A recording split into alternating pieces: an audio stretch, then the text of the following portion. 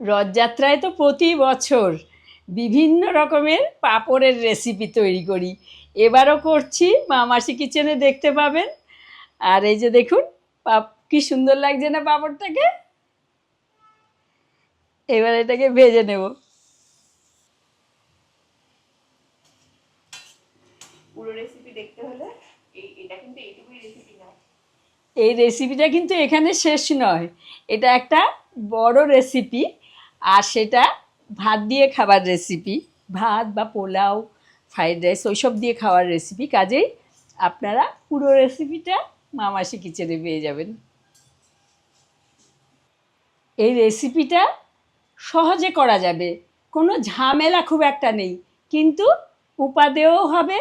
আবার যে কোনো তাড়াহুড়োর দিন, যেমন রথযাত্রার দিন যদি করেন, শত ঝামেলার মধ্যেও রেসিপিটা সহজে করে নিতে পারবেন।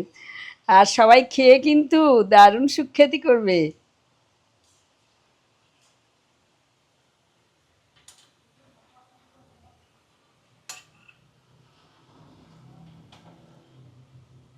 আর দেখুন কি বৃষ্টি শুরু হয়েছে।